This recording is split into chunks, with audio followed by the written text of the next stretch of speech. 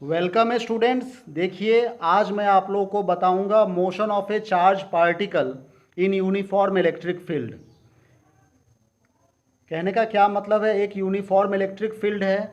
इस uniform electric field में हम लोग किसी चार्ज पार्टिकल को रख रहे हैं, तो उसका मोशन कैसा बनेगा ये हम लोग अभी डिराइव करेंगे। ठीक है, तो देखिए यहाँ पर एक पॉजिटिव प्लेट है और यहाँ पर एक निगेटिव प्लेट है। तो पॉजिटिव से निगेटिव के तरफ इलेक्ट्रिक फील्ड लाइंस जा रहे हैं। ये सब यूनिफॉर्म इलेक्ट्रिक फील्ड लाइंस है। ठीक है, इसमें हमने एक चार्ज पार्टिकल रख दिया। ये एक चार्ज है जिसका नाम है प्लस क्यू चार्ज। ठीक है, जो कि वी वेलोसिटी से एंटर हो रही है। ये बात समझ में आ रही है इस इलेक्ट्रिक फील्ड में। तो जब ये चार्ज पार्टिकल, ये एक्स एक्सिस है, ये वाई एक्सिस है, ये ओरिजिन हो गया। तो वी वेलोसिटी से ये चार्ज पार्टिकल जब इस इलेक्ट्रिक फील्ड में एंटर होगा तो उस समय इसकी पाथ जो है वो पैराबोलिक हो जाती है।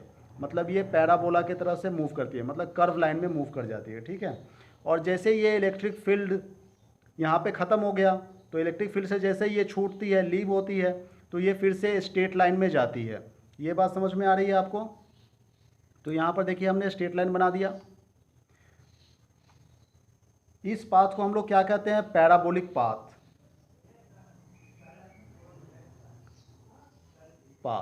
Parabolic path.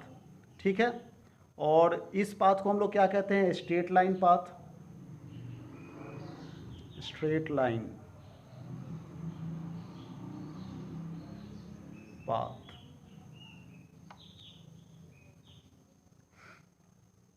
तो इलेक्ट्रिक फील्ड में जब इलेक्ट्रिक फील्ड प्रेजेंस है उस समय ये पैराबोलिक पाथ को, कर्व लाइन को फॉलो कर रहा है। जब एब्सेंस ऑफ इलेक्ट्रिक फील्ड है तो ये स्ट्रेट लाइन में जा रही है। मान लीजिए यहाँ पर इलेक्ट्रिक फील्ड नहीं है अभी, in the absence of electric field में, तो ये चार्ज पार्टिकल कैसे जाना चाहिए था? यहाँ पर स्ट्राइक होना चाहिए था। ये क्या है? ये एक्चुअली एक स्क्रीन है। स्क्रीन में यहाँ पर मान लो ये सी पॉइंट है, तो मान लो इलेक्ट्रिक फील्ड नहीं होता तो ये चार्ज पार्टिकल सीधा स्ट्राइक कर जाता है यहाँ पर सी पॉइंट पर। लेकिन चूंकि इलेक्ट्रिक फील्ड है तो ये कर्व लाइन मतलब पैराबोलिक पाथ को फॉलो करता है। और यहाँ पर फिर से इलेक्ट्रिक फील्ड नहीं है तो देखिए ये स्ट्रेट लाइन में जा रही है। ठीक है, और यहाँ पे एंटर हो गई बी पॉइंट पर। ये बात समझ में आ रही है आपको? ये क्या है? अपवर्ड इलेक्ट्रिक फील्ड लाइंस जो कि मूव कर रहे हैं। तो यहाँ पर ये प्लेट का जो डिस्टेंस है वो x है, इलेक्ट्रिक फील्ड x डिस्टेंस में है। ठीक है, और जब ये पार्टिकल्स जहाँ पर इलेक्ट्रिक फील्ड लाइंस फिनिश हो रही है, यहाँ पर ये वर्टिकल डिफ्लेक्शन जो हुआ है इसका, ये y हुआ है। ठीक है ना, तो देखिए पार्टिकल जो है वो x डायरेक्शन में भी तो आगे बढ़ रहा है और धीरे धीरे करके y डायरेक्शन में भी ये ऊपर की तरफ को जा रही है। ठीक है, तो मतलब वर्टिकल डिस्प्लेसमेंट इसने कवर किया y और हॉरिजेंटल डिस्टेंस इसने कवर किया x। बात समझ में आ रही है? तो x डिस्टेंस भी कवर किया और y डिस्टेंस भी कवर किया है। तो ये कर्व लाइन में इस तरह से पैराबोलिक पाथ में जा रही है। तो देखिए ये फिगर आपको समझ में आ गया होगा। अब ये फिगर कंप्लीट हो गया है। अब इसके बाद इसका नाम क्या है? ये स्क्रीन है। ठीक है, तो अब इसके बाद देखिए जो बातें मैंने कही अभी कि यहाँ पर एक parabolic path presence of electric field में और एब्सेंस ऑफ इलेक्ट्रिक फील्ड में स्ट्रेट लाइन में जा रही है, यही बात हमने यहाँ पे लिख दिया है। ये बात कुछ समझ में आ रही है कि जब भी कोई चार्ज पार्टिकल इलेक्ट्रिक फील्ड में मूव होते हैं तो पैराबोलिक पाथ को मूव करती है और एब्सेंस ऑफ इलेक्ट्रिक फील्ड में ये स्ट्रेट लाइन पाथ को मूव कर रही है। ठीक है, तो अब हम लोग मोशन अलोंग एक्स एक्सिस और मोशन अलोंग वाई एक्सिस भी देखेंगे। तो एक बात मैं बता दूं कि यहाँ पर इलेक्ट्रिक फील्ड जो एक्ट हो रही है vertically upward electric field lines act हो रही है। यहाँ पर इलेक्ट्रिक फील्ड लाइंस जो है वो वर्टिकली अपवर्ड हो रही है ओ वाई के लॉन्ग में, ओ वाई एक्सिस के लॉन्ग में। ठीक है ना, और चार्ज पार्टिकल जो वी वेलोसिटी से ये एंटर हो रही है हॉरिजेंटल डायरेक्शन ओ एक्स में। ठीक है ना, तो इलेक्ट्रिक फील्ड चूँकि वर्टिकली अपवर्ड है तो इसका मतलब क्या है कि इस चार्ज पार्टिकल के ऊपर कोई हॉरिजेंटल फोर्स नहीं लगा रहा है, क्योंकि इलेक्ट्रिक फील्ड तो वर्टिकली है ना। तो इसका मतलब ये चार्ज पार्टिकल इसके ऊपर एक वर्टिकल फोर्स अप्लाई कर रहा है। अब फोर्स अप्लाई कर रहा है तो चार्ज पार्टिकल एक्सेलरेट भी होगा। ठीक है, एक्सेलेशन भी आएगी इसमें। तो चार्ज पार्टिकल वर्टिकल डायरेक्शन में एक्सेलरेट हो रही है। ठीक है, वाई डायरेक्शन में एक्सेलरेट हो रही है। तो यही जो बात मैंने कही है अभी यहाँ पर देखिए, यही बातें मैंने यहाँ पे लिख दिया हूँ। इसको आप रीड कीजिए, कुछ समझ में आएगा आपको बिल्कुल। तो इसमें क्या कह रहे हैं कि इलेक्ट्रिक फील्ड लाइंस जो है वो वर्टिकली अपवर्ड हो रही है वाई एक्सिस के लॉन्ग में, ठीक है, और चार्ज पार्टिकल v वेलोसिटी से एंटर हो रही है इलेक्ट्रिक फील्ड में। ये बात समझ में आ रही है? तो इलेक्ट्रिक फील्ड लाइंस जो है वो वर्टिकली अपवार्ड होने के कारण कोई हॉरिजॉन्टल फोर्स तो लगाएगा नहीं, लेकिन वर्टिकल फोर्स जरूर लगाएगा। तो फोर्स लगा रहा है तो चार्ज पार्टिकल में एक्सेलरेशन भी होगा, ठीक है। क्या एक्सेलरेशन होगा वो भी हम लोग देखेंगे। सबसे पहले हम लोग एक्स एक्सिस के लॉन्ग में जो मोशन हो रहा है वो हम लोग लेते हैं, फिर वाई एक्सिस के लॉन्ग में जो मोशन होगा वो हम लोग देखेंगे, ठीक है, पार्टिकल के अकॉर्डिंग। तो एक एक करके हम लोग अभी इसको सॉल्व करेंगे। तो देखिए, सबसे पहले हम लोग एक्स एक्सिस के लॉन्ग में जो मोशन हो रहा है इसे हम लोग देखेंगे। तो हॉरिजेंटल डिस्टेंस जो है वो कैलकुलेट किया है वो x है, ठीक है। तो इसका हॉरिजेंटल डिस्टेंस x जो कैलकुलेट किया है इसका फॉर्मूला क्या बनेगा? मोशन के सेकेंड इक्वेशन का फॉर्मूला हम लोग यूज करेंगे। मोशन का सेकेंड इक्वेशन का formula ux into T plus half A X into T का स्क्वायर। यही तो मोशन का सेकेंड इक्वेशन ऑफ मोशन है, ठीक है, जो कि एक्स एक्सिस में पार्टिकल जो मूव कर रही है उसका इक्वेशन बन गया ये। तो इसमें आप देख रहे हैं ये यू एक्स क्या है? Initial velocity along x axis, acceleration यहाँ पर एक्स एक्सिस के लॉन्ग में जो एक्सेलेरेशन हो रहा है, और ये टी टाइम जितना कंसीडर हो रहा है, जितना टाइम लग रहा है, ठीक है ना। तो यहाँ पर आप एक चीज़ देख रहे हैं कि जो इनिशियल वेलोसिटी है अलॉन्ग एक्स एक्सिस ये तो कांस्टेंट है। ये बात समझ में आ रही है आपको? जो कि v वेलोसिटी से मूव कर रही है, v वेलोसिटी से हमने एंटर कराया है, कांस्टेंट वेलोसिटी से इलेक्ट्रिक फील्ड में एंटर कराया है, ठीक है ना।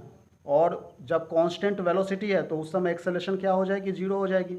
ये बात को समझ में आ रही है? जैसे मान लो आप बाइक पर जा रहे होते हो, तो बाइक पर आप रेस दे रहे हैं ना, रेस दे रहे हैं, एक्सेलरेशन दबा रहे हैं, तो एक्सेलरेशन दबा रहे हो तो एक्सेलरेट हो रहा है तो गाड़ी बहुत तेज़ी से आगे बढ़ रही है। लेकिन जब आप बाइक को कांस्टेंट वेलोसिटी से मूव करवा दिए, ठीक है ना, उस समय एक्सेलरेशन को तो कांस्टेंट रखते हो, एक्सेलेटर को थोड़ी ना दबाते हो, उस समय रेस को थोड़ी ना दबाते हो, रेस तो कांस्टेंट हो गया। इस तरह से आप समझ सकते हैं, ठीक है ना। या फिर वेलोसिटी जब कांस्टेंट है तो एक्सेलरेशन जीरो होगा। ये आप ऐसे भी समझ सकते हैं, जैसे मान लीजिए कि एक्सेलरेशन का फॉर्मूला हम लोग क्या जानते हैं? Change in velocity upon time, मतलब final velocity minus initial velocity upon T, ठीक है ना। और कांस्टेंट वेलोसिटी है तो इसका मतलब जो v है वही u है, ठीक है। तो v और u दोनों बराबर है, इसका मतलब क्या हो जाएगा? जीरो नहीं हो जाएगा? जीरो अपॉन टी मतलब जीरो हो गया। तो एक्सेलरेशन यहाँ पर क्या जीरो नहीं आ गया? तो यही बात हम लोग कह रहे थे कि एक्सेलरेशन जो है वो जीरो हो जाता है जब वेलोसिटी कांस्टेंट रहे तो, ठीक है। ये बात को समझ में आ रही होगी आपको? तो यहाँ पर जब एक्सेलरेशन जीरो है तो इसका मतलब क्या हुआ? x का एक्सप्रेशन क्या निकलेगा? x इक्वल टू ये ux तो v है तो यहाँ पर v लिख देंगे, ठीक है ना। और यहाँ पर टाइम जो टाइम लग रहा है वो और प्लस जीरो हो गया ये, क्योंकि एक्सेलरेशन यहाँ पर जीरो है, ठीक है ना।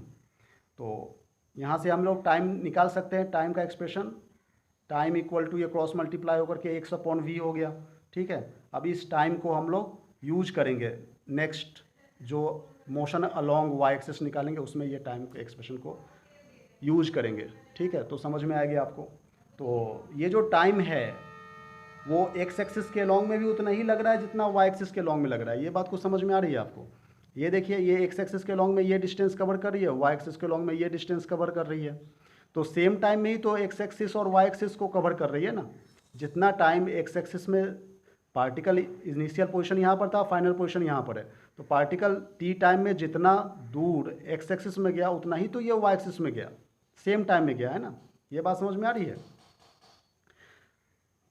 तो इसलिए हम लोग यहाँ पर टाइम को, चाहे वो एक्स एक्सिस के लॉन्ग में मोशन हो रहा है चाहे वो वाई एक्सिस के लॉन्ग में मोशन हो रहा है, हम लोग टाइम को कांस्टेंट रखेंगे, सेम टाइम ही यूज करेंगे, ठीक है ना।